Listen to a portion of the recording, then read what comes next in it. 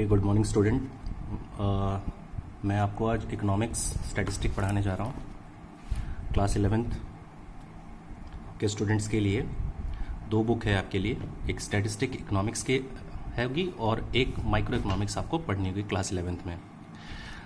सबसे पहले मैं आपको स्टैटिस्टिक ही पढ़ाने जा रहा हूँ, जिसमें यूनिट 3 न्यूमेरिकल टॉपिक्स कवर कराने जा रहा हूँ। न्यूमेरिकल टॉपिक्स इसलिए कवर करा रहा हूँ क्योंकि ये आपको आगे के लिए भी बहुत काम आता है, सिर्फ एग्जामिनेशन पर्पज से नहीं, आगे कॉम्पिटिटिव एग्ज़ाम में या फिर CSES के एग्ज़ाम में भी ये स्टैटिकल टूल्स एंड इंटरप्रिटेशन बहुत ज़रूरी होता है, जिसमें measure of central tendency, measure of dispersion, correlation, index number, regressions, इस तरह के क्वेश्चन इसमें ज़्यादा पूछे जाते हैं। तो सबसे पहले मैं जो आज आपको पढ़ाने जा रहा हूँ वो स्टैटिस्टिक्स में से unit 3 measure of central tendency पढ़ाने जा रहा हूँ। मेजर ऑफ सेंट्रल टेंडेंसी में हमें पढ़ना है मीन, मीडियन और मोड के बारे में। ठीक है, तो मैं सबसे पहले मीन से ही शुरू करता हूँ। और देखिए, मीन आपने क्लास 10th में भी पढ़ा होगा, उसको जानते होंगे, लेकिन यहाँ से इसमें थोड़ा सा एडवांस हो गया है, टॉपिक्स बढ़ गए हैं बस। ठीक है, तो मीन का सिंबॉलिक फॉर्म, जैसे कि आपको पता होगा कि मीन का सिंबॉलिक फॉर्म x बार होता है। ठीक है, देखिए इसमें 3 तरह की सीरीज़ होती है। पहली सीरीज़ होती है individual series.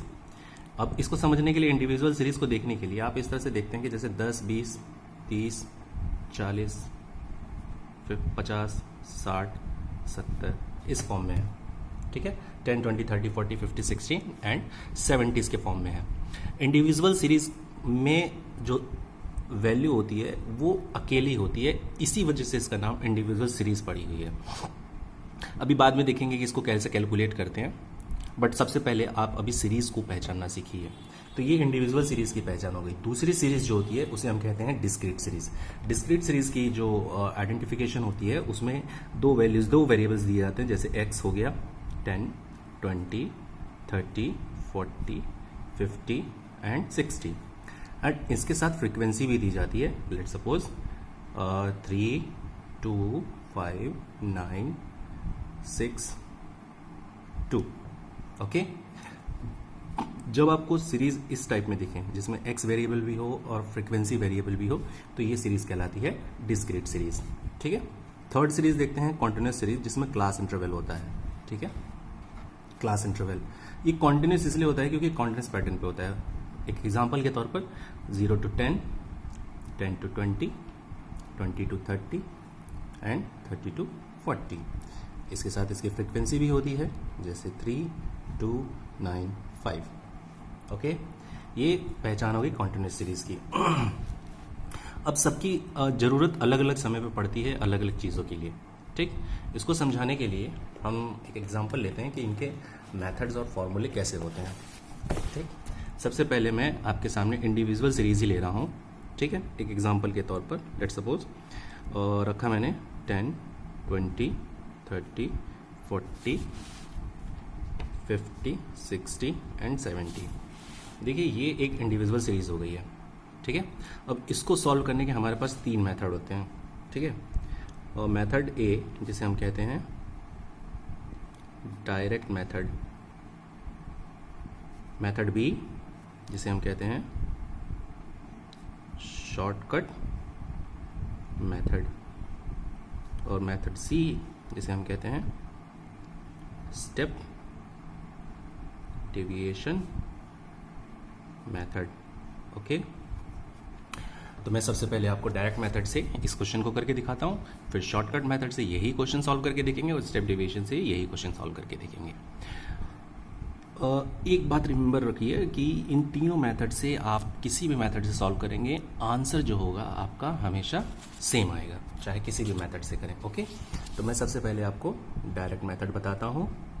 Direct method individual series में, डायरेक्ट मेथड इंडिविजुअल सीरीज में, डायरेक्ट मेथड इंडिविजुअल सीरीज में हम सॉल्व करने जा रहे हैं। ओके, देखिए डायरेक्ट नाम से ही क्लियर है कि ये डायरेक्ट है।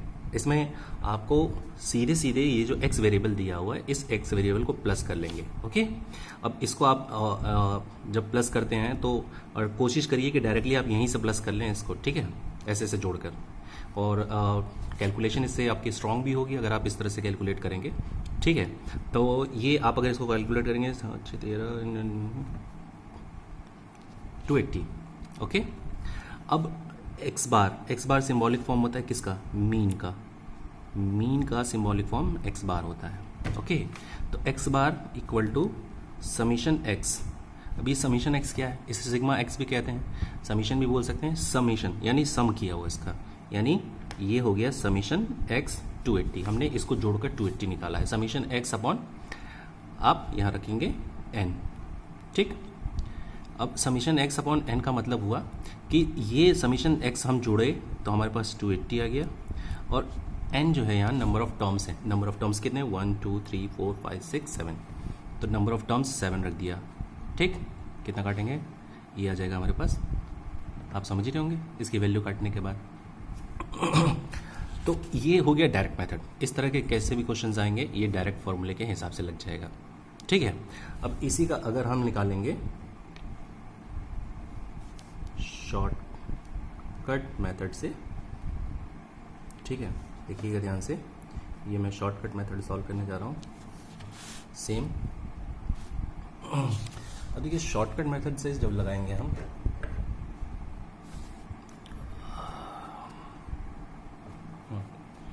जब हम इसको शॉर्टकट मेथड से लगाएंगे इसी क्वेश्चन को, तो देखिए मैं एक बार फिर से लिख देता हूँ क्वेश्चन। 10 20 30 40 50 60 70 एक्स की वैल्यू हो गई। इंडिविजुअल सीरीज में शॉर्टकट मेथड लगाने जा रहे हैं, इंडिविजुअल सीरीज में शॉर्टकट मेथड। ओके, देखिए इसमें क्या करना होता है, सेंटर से एक एज्यूम कर लेते हैं हम नंबर। ठीक है, लेट सपोज कि मैं ए एज्यूम कर ले रहा हूँ, ये 40। ठीक है, मैंने 40 एज्यूम कर लिया। फिर हम निकालेंगे यहाँ पर डेविएशन ऑफ एक्स, एक्स का डेविएशन निकालेंगे कि एक्स में कितना डेविएशन आया, कितना अंतर आया। इसका फॉर्मूला हो जाएगा एक्स माइनस ए। एक्स की वैल्यू ये पूरी हो गई, 10 20 30 40 50, और ए कितना है आपके पास? 40। तो एक्स माइनस ए, एक्स माइनस ए यानी 10 माइनस 40 यानी कि minus 30। Okay, minus 20 minus 10, 0 10 20 and 30। Okay, अब इसको ऐड कर देंगे, ये माइनस वाले अलग ऐड होंगे और प्लस वाले अलग ऐड होंगे। तो 3 2 5 1 6, 3 2 5 1 6, माइनस 60 और ये हो जाएगा प्लस का 60। ठीक है, अब वैल्यू हम यहाँ रखेंगे, इसको प्लस कर लेंगे तो ये कितना आ जाएगा? प्लस माइनस माइनस हो जाएगा, ये वैल्यू 0 ही आएगी। ठीक, फॉर्मूला देखिए कैसे होगा, x bar equal to a plus summation d x upon n. Okay, अब देखिए यहाँ रखेंगे, ए हमारे पास कितना था? 40, 40 रख देंगे। ठीक, समीशन डी एक्स ऑलरेडी 0 हो चुका है। एन हमारे पास कितना है? 7 नंबर ऑफ टर्म्स, ये कट के 0 हो जाएगा। कितना बचा? 40 ऑलरेडी बचेगा। तो